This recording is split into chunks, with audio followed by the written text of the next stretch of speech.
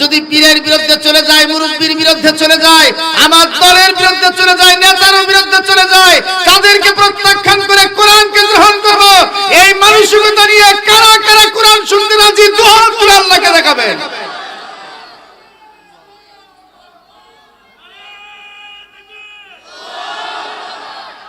আল্লাহ তাআলা কবুল করুক, সবাই আমিন। আমাদের যুবকদের কণ্ঠের আওয়াজকে বাড়াতে হবে। তাকবীর দেওয়ার যুবক একজন আছে না নাই?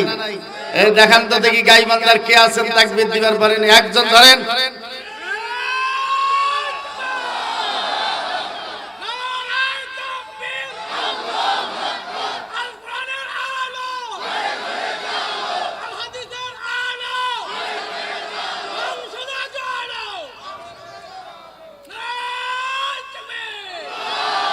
ভাইরা আমার, কোরআনের কণ্ঠের আওয়াজকে আসলেই বাড়াতে হবে আপনাদের। কারণটা হলো, একবার এই তাকবীরের আওয়াজ যদি দেওয়া যায়, তামলাউ মা বাইনাস সামাওয়াতি ওয়াল আরদ, আসমান জমিনের সকল ফাঁকা জায়গা আল্লাহ নেকি দিয়ে পরিপূর্ণ করেন। আল্লাহু আকবারের ধ্বনিতে ঠিক কিনা বলেন? আরো যারা বলেন ঠিক কিনা? আমাদের প্রিয় মাতৃভূমি বাংলাদেশে আজ থেকে 810 বছর আগে সেই সময়ে রাজা লক্ষণ সেন বাংলার মুসলমানদের উপরে নির্যাতন নিষ্পেষণ করেছিল। এই সমস্ত নির্যাতন নিষ্পেষণের মোকাবেলায় ইখতিয়ার উদ্দিন মোহাম্মদ বিন বখতিয়ার খলজি মাত্র 17 জন যুবকের তাকবীরের আওয়াজে আকাশ বাতাস প্রকম্পিত হয়েছিল। রাজা লক্ষণ সেন খাওয়া ছেড়েই বাড়ির পেছন দরজা দিয়ে পালায়ে গেছে, ঠিক কিনা বলেন? ভাইরা আমার, সেই ইখতিয়ার উদ্দিন মোহাম্মদ বিন বখতিয়ার খলজির উত্তরসূরি হিসাবে আমরা 17 জন যুবক নই, অনেক যুবক আজকে সেই 17 জন যুবক সেদিন বিপ্লব সৃষ্টি করেছিল। সেই 17 জন যুবকের কণ্ঠের আওয়াজের মতো করে আবারও বাতিলের বিরুদ্ধে আমাদেরকে সেই হুঙ্কার দিতে হবে। যতদিন পর্যন্ত বাংলার জমিনে আল্লাহর দ্বীন কায়েম হবে না, ততদিন পর্যন্ত আমাদের এই কণ্ঠের আওয়াজ, এই তাকবীরের আওয়াজকে বাড়াতে হবে। যুবকেরা সর্বোচ্চ কণ্ঠের আওয়াজ দিয়ে আরেকবার তাকবীরের আওয়াজ দিতে হবে। লিল্লাহি তাকবীর। আল্লাহ তাআলা কবুল করুক, সবাই আমিন। যে ভাইরা দাঁড়িয়ে আছেন ভাইজান, আল্লাহর রাস্তায় ভাইজান চলে যাওয়ার দরকার নেই, একটু আসেন তো ভিতরে। এ ভাই একটু আসেন তো ভিতরে, আসেন আল্লাহর রাস্তায় ভাইজান, একটু আসেন তো। এই যে কালো জামা গায়ে দেওয়া ভাই, এ ভাই আসেন ভিতরে, আসেন, আর চলে যাওয়ার দরকার নেই, আসেন। আল্লাহ তাআলা রহমত করবে এই ভাইদের উপরে, আল্লাহ বারাকা দান করুক এই ভাইদের উপরে। আসুন, রাস্তায় যে ভাইরা আছেন, চায়ের দোকানে এখনো যে ভাইরা আছেন, আল্লাহর রাস্তায় একটু আসুন। একজন ভাই আর বাইরে থাকবেন না ইনশাআল্লাহ।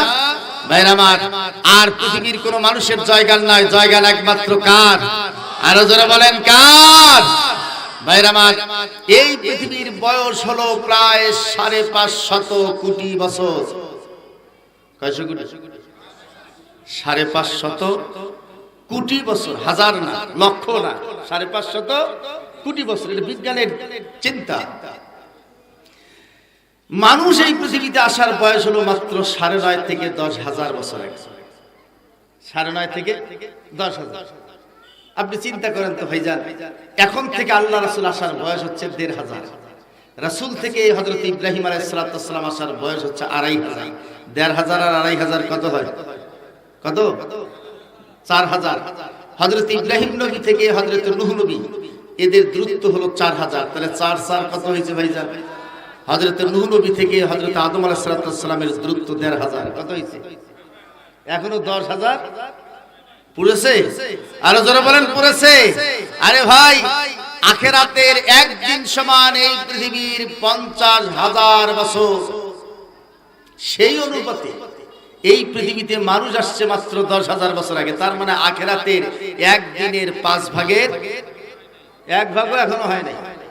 নাস্তার বেলায় নাকি 5 ভাগের 1 ভাগ মানে কি? ভাইরা আমার, আল্লাহ রাব্বুল আলামিন এই পৃথিবী তৈরি করলেন। গোটা পৃথিবী নামক গ্রহটা একটা সময়ে পানিতে থই থই করতেছিল। পৃথিবীর কোথাও মাটির অস্তিত্ব ছিল না, শুধু পানি আর পানি ছিল। ওয়া কানা আরশুহু আলাল মা, আর এই পানির উপরে আল্লাহ তাআলার আরশটা ছিল। দীর্ঘ একটা সময়ের পরিবর্তনে আল্লাহ তাআলা আর রহমানু আলাল আরশিস তাওয়া, আল্লাহ তাআলা এই আরশটাকে পানির উপর থেকে আবার আসমানের দিকে নিয়ে গেলেন, আরশ মহল্লায় নিয়ে গেলেন। ভাইরা আমার, গোটা পৃথিবীতে শুধু পানিতে টইটম্বুর ভরপুর ছিল পানিতে। সেই পানির ভিতরে আল্লাহ তাআলা হযরত জিবরিল আলাইহিস সালাতু ওয়াস সালামকে বললেন, জিবরিল রে, এই পানি গোটা পৃথিবীর পানি, এটা তুমি ঘোরাতে থাকো। আপনি যদি একটি গামলার ভিতরে, বর্তনের ভিতরে পানি ঘোরাতে থাকেন, তাহলে মাঝখানে গর্ত হবে, ঠিক কিনা বলেন? এই গর্তটা হবে মিডিল সেন্টার, ওই বর্তনের মধ্যভাগ। হযরত জিবরিল গোটা পৃথিবীর পানি ঘুরালেন, আর তার মাঝখানে গর্ত তৈরি হলো। আল্লাহ তাআলা বললেন, সেই গর্ত চিহ্নিত করো, সেটাই হলো পৃথিবীর নাভিস্থল, মধ্যভাগ। সেই জায়গায় মাটির জীবনের উপাদান দিয়ে আল্লাহ রাব্বুল আলামিন মাটির একটা ঢিবি তৈরি করে দিলেন। সেই ঢিবিটা হলো পৃথিবীর একমাত্র নাভিস্থল, মধ্যভাগ। এই ঢিবি তৈরি করার পরে হযরত জিবরিলকে আল্লাহ তাআলা বললেন, ইন্না আউওয়ালা বাইতিন বুদিআ লিন-নাসি লাল্লাযী বিবাক্কাতা মুবারাকাও ওয়া হুদাল লিল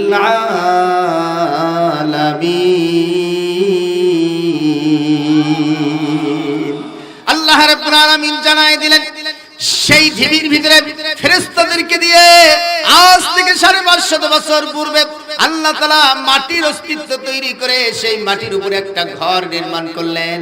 ইন্না আউওয়ালা বাইতিন বুদিআ লিন-নাস, মানুষের জন্য আল্লাহ তাআলা সেই দিন ঘর নির্মাণ করলেন, যে ঘরটার নাম হলো কাবা শরীফ। বলেন সুবহানাল্লাহ। ভাইরা আমার, ফেরেশতাদের দ্বারা নির্মিত হলো কাবা শরীফ। 550 কোটি বছর আগে মানুষ আসলো মাত্র 9.5 থেকে 10 বছর আগে, 10,000 বছর আগে কাবা নির্মাণ হওয়ার পরে কাবার কিছু মেটেরিয়ালস বেশি ছিল, কিছু মাটি বেশি ছিল। সেগুলি হযরতে জিবরিল বললেন, আল্লাহ ঘর নির্মাণের পরে এগুলি বেঁচে গেছে, কি হবে? আল্লাহ তাআলা বললেন, গোটা পৃথিবীর পানিতে তুমি ছিড়ায়ে দাও, যে জায়গার ভিতরে একটা অণুকণা পর্যন্ত পড়বে, কিয়ামতের আগে হলেও সেই জায়গায় আমি মসজিদ তৈরি করে দেব। বলেন সুবহানাল্লাহ। ভাইরা আমার, যার কারণে সবার জমিতে মসজিদ হয় না, আল্লাহ তাআলা নির্ধারিত জায়গা করে দিয়েছেন, কাবার সেই আদলে মসজিদ হবে। এই মসজিদ হওয়ার পরে যে অবস্থাটার সৃষ্টি হয়েছে, আল্লাহ তাআলা গোটা পৃথিবীর ওই ঢিবির ভিতরে পানির বাড়ি খেত। একটা সময় ফেনার তৈরি হলো, হাজার হাজার লক্ষ লক্ষ বছর পর্যন্ত সূর্যের প্রচন্ড তাপে সেই ফেনাগুলি একবারে শক্ত হয়ে গেল, জমাট বেঁধে গেল। সেইখানে মাটির অস্তিত্ব আল্লাহ তাআলা দিয়ে দিলেন। তারপরে সেই মাটির অস্তিত্বের ভিতরে প্রাণ ও শক্তি আল্লাহ তাআলা দিয়ে দিলেন, কারণ কোন জিনিস মাটির ভিতরে রাখলেই সেখান থেকে প্রাণ বের হয়, জীবন্ত গাছ হয়ে ওঠে। তার মানে মাটিতে প্রাণ ও শক্তি আল্লাহ তাআলা দিয়ে দিলেন। এরপরে আল্লাহ তাআলা দেখলেন, গোটা পৃথিবীর 30 ভাগ এভাবে শক্ত মাটিতে ফেনার উপরিভাগের শক্ত হয়ে গেল, মাটির সৃষ্টি হয়ে গেল, কিন্তু পানির উপরে ভাসমান মাটিগুলি শুরু নড়তেছিল। আল্লাহ তাআলা বললেন, ওয়াল জিবালু আওতাদা, এই মাটির সীমান্ত প্রান্তে তোমরা পাহাড় নির্মাণ করে দাও, যেন মাটিটা নড়াচড়া করতে না পারে। গোটা পৃথিবীর সমস্ত সীমান্ত প্রান্তে আল্লাহ পাহাড় নির্মাণ করে দিলেন, পাথরের পাহাড়। আপনি যদি ভাইজান দার্জিলিং এ যান, মাহফিলের জন্য গিয়েছিলাম, প্রায় 9 কিলোমিটার শৃঙ্গটা। একটা পাহাড়ের উপরে যত থাকে, নিচে তার চেয়ে 30 গুণ বেশি থাকে। উপরে আছে 9 মাইল, নিচে তাহলে আছে 3 লাখ 27, 270 মাইল। 200, এই পাহাড়টার উপরে 9 মাইল, নিচে কত আছে? 270 মাইল পাহাড়, পাথর দিয়ে ঘেরা এই পাহাড়। ভাইরা আমার, এই মাটির ভিতরে আল্লাহ তাআলা জীবন শক্তি দিয়েছেন। আসমান থেকে আল্লাহ তাআলা সমস্ত এই উদ্ভিদ জগতের জীবাণু দিয়ে দিলেন, বীজ বপন করে দিলেন। গোটা পৃথিবী জঙ্গলে ভরে গেল। আল্লাহ তাআলা ওই জঙ্গলের ভিতরে উপযোগী আরেকটা প্রজাতি তৈরি করে আল্লাহর ইবাদত করালেন। ওয়া খালাকাল জান্না মিন মারিজিম মিন নার ফাবিআইয়ি আলা'i রাব্বিকুমা তুকাযযিবান। আল্লাহ রাব্বুল আলামিন জানায় দিলেন, ওই জঙ্গলে উপযোগী একটি প্রজাতি তৈরি করলেন। সেই প্রজাতির নাম হলো জিন জাতি। এই জিন জাতি এই পৃথিবীতে, যখন গোটা পৃথিবী একমাত্র জঙ্গলে ভরা, সেই পৃথিবীতে জিন প্রজাতি 64,000 বছর পর্যন্ত আল্লাহর ইবাদতে লিপ্ত থাকলো। একটা পর্যায়ে তারা নাফরমানি করলো আল্লাহর। আল্লাহ তাআলা এই পৃথিবী থেকে তাদেরকে পাহাড়ের গুহা এবং সাগরের অতল গহ্বরে তাদেরকে তাড়াই দিলেন।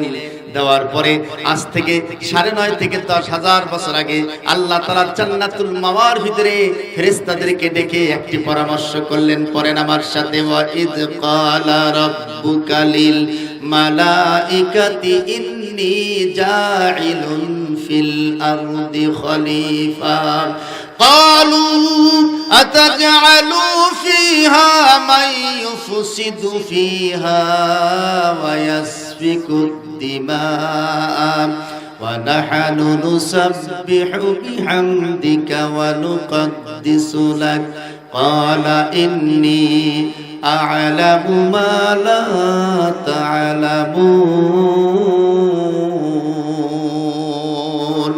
আল্লাহ রাব্বুল আলামিন এবারে জানায় দিলেন, ফেরেশতাদেরকে বললেন, আমার ফেরেশতারা, ওয়া ইয ক্বালা রাব্বুকা লিল মালাইকাতি ইন্নী জাইলুন ফিল আরদি খলিফা, এই পৃথিবীতে আমি খলিফা বানাতে চাই। কি বানাবে? আরেকটু আস্তে বলেন, আরো জোরে বলেন ভাইজান। মানুষ না খলিফা? মানুষ না খলিফা? খলিফা বানাবেন জান্নাতের ভিতরে, জান্নাতুল মাওয়ার ভিতরে। পরামর্শ হলো আল্লাহ রাব্বুল আলামিন খলিফা বানাতে চান, মানুষ না খলিফা। খলিফা মানে হলো শাসক। খেলাফতের দায়িত্ব যারা পালন করেন, জানুন হযরত আবু বকর খলিফা ছিলেন, হযরত উমর খলিফা ছিলেন, তারা ছিলেন শাসক। অর্ধ পৃথিবী শাসন করেছেন ধুলার তখ্তে বসে। এই খলিফা মানে হলো শাসক। খেলাফতের কাজে অংশগ্রহণ করা, এইটার নাম হলো রাজনীতি। শাসন কার্যে অংশগ্রহণ করা, ভাইরা আমার, সৃষ্টিগতভাবে খেলাফতের দায়িত্ব পালন করা, রাজনীতির অংশগ্রহণ করা আল্লাহর পক্ষ থেকে এটা সৃষ্টিগত দায়িত্ব আপনার উপরে ফরজ করে দেওয়া হয়েছে। এটা কোনো সরকারের দায়িত্ব না, দেশের দায়িত্ব না, রাষ্ট্রের দায়িত্ব না, কোনো মানুষের দায়িত্ব না। এই দায়িত্ব আপনাকে দিয়েছেন সরাসরি কে? আর একটু আসতে বলেন, আরো জোরে বলেন। ভাইরা আমার, মানুষ সৃষ্টির উদ্দেশ্য দুইটা। কয়টা? আরো জোরে বলেন। একটা হলো খেলাফত। সৃষ্টির আগে আল্লাহ তাআলা এই পৃথিবীতে আমাদেরকে সৃষ্টি করার আগে তিনি বলেছেন, ইন্নী জাইলুন ফিল আরদি খলিফা, আমি এই পৃথিবীতে খলিফা বানাতে চাই। আর এই খেলাফতের দায়িত্বটা, খেলাফতের কাজটা শুধুমাত্র ভাইজান এই পৃথিবীর ভিতরে। এটা কবর জগতে খেলাফত নাই, হাসরে খেলাফত নাই, জান্নাত জাহান্নামে খেলাফত নাই, উদ্ভিদ জগতের খেলাফত নাই, ফেরেশতা জগতের খেলাফত নাই, প্রাণী জগতের ভিতরে খেলাফত নাই, আসমান জমিনের কোন গ্রহে খেলাফত নাই। এই খেলাফতটা নির্দিষ্ট করা হয়েছে ফিল আরদে। ফিল আরদে ফি দিয়ে নির্দিষ্ট করা হয়েছে এই পৃথিবীতেই শুধু খেলাফত চলবে, শাসন চলবে। শাসন কার্যে অংশগ্রহণ করা, রাজনৈতিক কাজে অংশগ্রহণ করা, এটা প্রত্যেকটি মানুষের জন্য ফরজ। এটা সৃষ্টির উদ্দেশ্য। বলেন সুবহানাল্লাহ।